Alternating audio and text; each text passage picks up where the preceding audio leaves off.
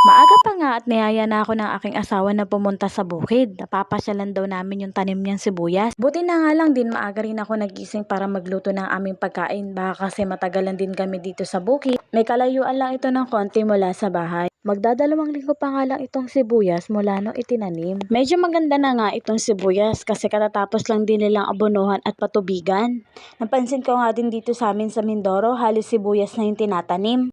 Sa totoo lang guys, ang hirap-hirap din mag-alaga ng sibuyas kahit hindi naman ako yung nagtatrabaho sa bukid. Nakikita ko yung hirap, sakripisyo ng aking asawa, tapos ang laki-laki ng ginagastos, ang laki-laki ng pinupunan sa pagsisibuyas. Bali kasi, si kuya kasi yung nagpe-finance, tapos yung asawa ko lang nagtatrabaho, nag-aalaga ng sibuyas. Bali, pagdating ng bayaran, lalabas yung ginastos, tapos yung kikitain, yun yung kanilang hahatiin. Medyo malawak-lawak din pala itong sibuyasan. Bali, ito ay 0.7, 7 lata, Red Dragon at Red Allium ang kanilang tinanim. Sa pag-ikot-ikot nga namin dito sa sibuyasan, napansin ng asawa ko na may makakain ng uod. Hindi naman talaga siguro maiiwasan yun dito sa sibuyasan dahil nga sa panahon ngayon tag-araw. Pero hanggat hindi pa dumadami, hanggat pa ilan-ilan pa lang dapat nating agapan yon. Mamayang gabi or sa madaling araw nag-i-spray sila ng mga pang-uod. Nakapanood nga din ako sa TV na yung ibang mga probinsya is sinaharabas na yung kanilang mga tanim na sibuyas. Nakakalungkot naman na makapanood ka ng mga ganong balita kasi nga alam ko naman yung hirap, pagod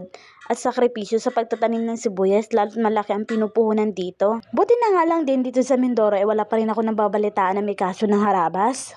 Dito rin kasi sa Mindoro, halos pagbubukid lang din ang kinabubuhay ng mga tao. Yun ang pagtatanim ng sibuyas, palay, mais, pechay at iba pa. Dito na nga lang din ako natutong magtanim ng sibuyas. Dati-rati kasi palay lang yung tinatanim namin. Malaki nga din ang naitulong ng sibuyas sa amin. Kasi nung nakarang taon, yung kinita niya si sibuyas, yung ginamit namin pampakasal. At may konting naipon. At ngayon nga, yung kanyang kikitain, awa ng Diyos, ipapakabit namin ng kuryente at magpapagawa kami ng sariling CR.